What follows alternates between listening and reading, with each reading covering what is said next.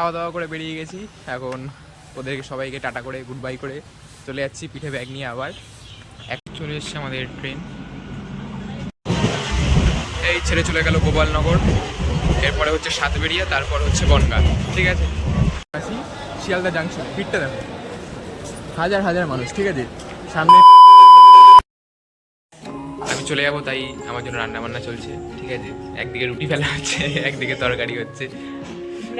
হ্যাঁ, টান টান ব্যাপারে। এই চলে যাচ্ছি, কিছু বল।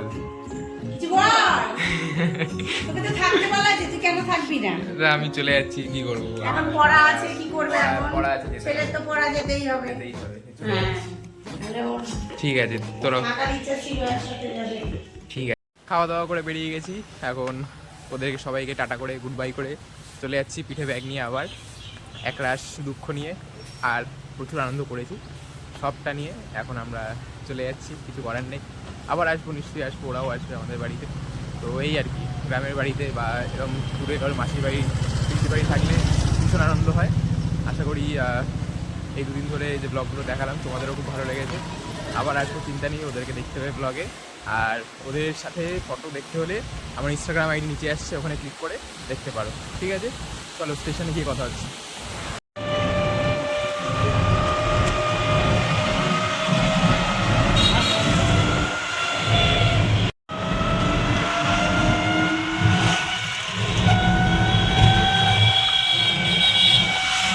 থেকে নেমে গেছি, গোপালনগর স্টেশন চলে এসেছি।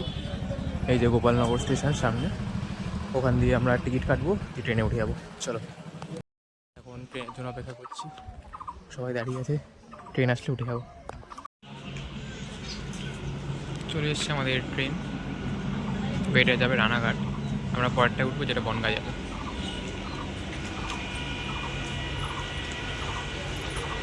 গোপালনগর থেকে ট্রেনে উঠে গেছি বনগাঁ ট্রেনে, এখন বনগাঁ যাবো, তারপর বনগাঁ গিয়ে ওখান থেকে শিয়ালদা ট্রেন ধরবো, তারপর বাড়ি।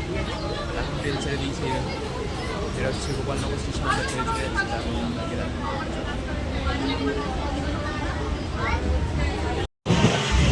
এই ছেড়ে চলে গেল গোপালনগর, এরপরে হচ্ছে সাতবেরিয়া, তারপর হচ্ছে বনগাঁ। ঠিক আছে, আর এই প্রাকৃতিক দৃশ্য, মানে গ্রামের দৃশ্যই কিন্তু আলাদা। ঠিক আছে, চারিদিকে জমি, ক্ষেত, এরকম ছোটো ছোটো পুকুর, জল, সেখানে চাষবাস, এটাই হচ্ছে মেন। আর সারি সারি গাছ, মানে আলাদাই প্রাকৃতিক শান্তি পাওয়া যায় এখানে স্টেশনে। ঠিক আছে, এখন শিয়ালদা যাবো, শিয়ালদার ট্রেন আমাদের ওখানে দাঁড়িয়ে আছে, এটাই হচ্ছে আমাদের শিয়ালদা যাওয়ার ট্রেন, যেটাই আমরা এখন উঠবো, দিয়ে শিয়ালদা যাবো, ওখান দিয়ে একটা করে বাড়ি। ঠিক আছে, তো আমরা বনগাঁ থেকে ট্রেন ধরেছিলাম শিয়ালদা লোকাল, এবার শিয়ালদা নেমে গেছি।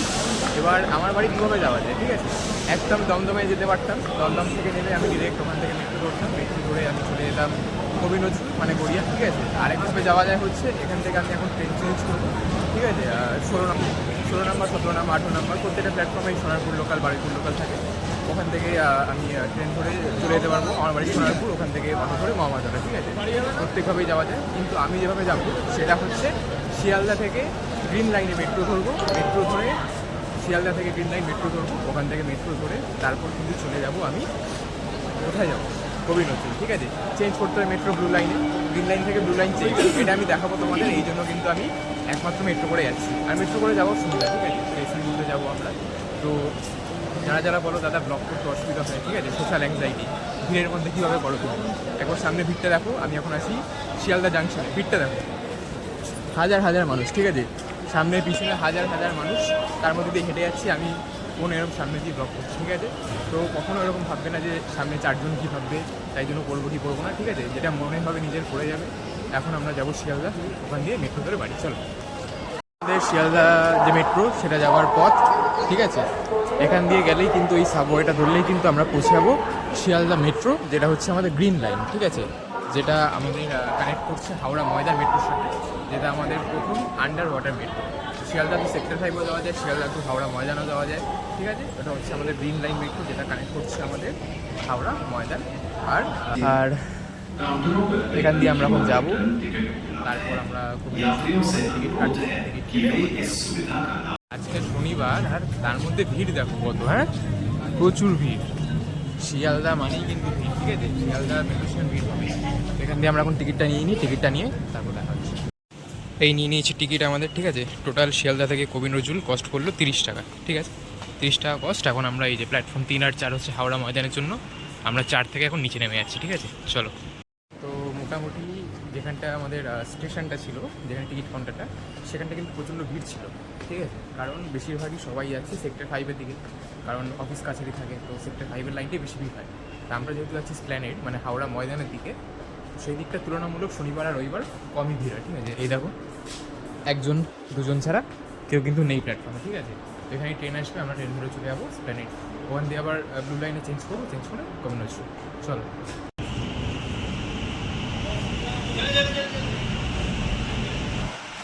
আমাদের মেট্রো চলে এসছে, আর আমাদের মেন লাইনের মেট্রোটা কতটা অ্যাডভান্স মধ্যে দেখাচ্ছি। বোথ সাইডে দরজা খুলে, আর এখানে কিন্তু আগে একটা সেফটি দরজাও রয়েছে, যেটা খুবই আমি তোমাদের দেখাচ্ছি। কতটা অ্যাডভান্স দেখো, বাইরে একটা দরজা আছে সেফটির, এটা আগে খুলবে তারপর ভিতর দরজাটা খুলবে, ঠিক আছে। তো এরকম অ্যাডভান্স সিস্টেম।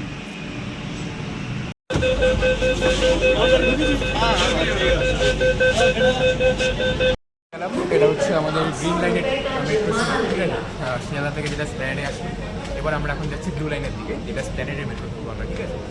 যেহেতু এটা আন্ডার ওয়াটার মেট্রো আমাদের, তাই জন্য অনেকটা নিচে, তাই জন্য আমরা এখন সিঁড়ি দিয়ে অনেকটা উপরে উঠবো, ঠিক আছে। প্রায় দোতলা সিঁড়ির উপরে উঠবো, তারপরে কিন্তু আমাদের ব্লু লাইনের মেট্রো স্প্ল্যানেডে। ওকে, তো এই হচ্ছে গাইড। দেখো শুধু কত বড় স্টেশনটা, ঠিক আছে, কত বড় স্টেশনটা শুধু দেখো। তো এখানে দেখো প্রত্যেক জায়গায় ইনস্ট্রাকশন পেয়ে যাবে, এই যে লেখা আছে ব্লু লাইন। তো বড় এসকেলেটারটা শুধু দেখো, আশা করি বুঝতে পারছো কতটা আন্ডারগ্রাউন্ডে আমরা আছি। উপরে উঠবো, তারপর ব্লু লাইনের মেট্রো পাবো, বুঝলে। এই হচ্ছে গ্রিন লাইন থেকে ব্লু লাইনে, এই দেখো এটা কিন্তু আমাদের আবার পরিচিত স্প্ল্যানেডের মেট্রো। তো এই ছিল আমাদের ইনস্ট্রাকশন। যারা যারা প্রথমবার গ্রিন লাইন থেকে ব্লু লাইনে আসছে, তাদের জন্য আশা করি এটা উপকার ছিল। ভালো লাগলে একটা কমেন্ট করে দিও কেমন লাগবে। থেকে কবি নজরুল চলে এসেছিলাম, তারপর কিন্তু অটো করে মহামায়াতলা, আর এখন এই জাস্ট মহামায়াতলা রোড থেকে এই যে হনুমান মন্দির, তার পাশ দিয়ে এই গলিটা যাচ্ছে। এখান দিয়ে গেলেই আমার বাড়ির রাস্তা, তোমরা জানো, কারণ কলেজের ব্লগে তোমরা দেখতেই পাও আমি প্রত্যেকদিন এখান দিয়ে যাই। তো আশা করি তোমাদের এই পুরো বনগাঁ সিরিজটা খুবই ভালো লেগেছে। যদি এমন কেউ হয়ে থাকো যারা প্রথম আজকে আমার ব্লগ দেখছো, তাহলে বলবো যে আগের বনগাঁর দুটো সিরিজ আমার এখানে আই বাটনের লিঙ্ক আসছে, এখান থেকে তোমরা ক্লিক করে দেখে নাও বনগাঁর আগের দুটো পার্ট। আর শহর ছেড়ে গ্রামের দিকে আমরা গেছিলাম, কেমন লাগলো সেই এক্সপিরিয়েন্স তোমাদের সাথে শেয়ার করলাম। তোমরা অবশ্যই কমেন্ট করে জানাও কেমন লাগলো। আর ব্লগগুলো বনগাঁর প্রত্যেকটা কেমন হয়েছে তোমরা অবশ্যই কিন্তু জানাবে। ভালো লাগলে একটা লাইক করবে, চ্যানেল নতুন হলে সাবস্ক্রাইব করবে। দেখা হচ্ছে এরকম আরেকটা ভ্রমণ সিরিজ নিয়ে। ততদিন ভালো থাকো, সুস্থ থাকো, সাবস্ক্রাইব। চলো দেখা হচ্ছে পরের ব্লগে। Thank you.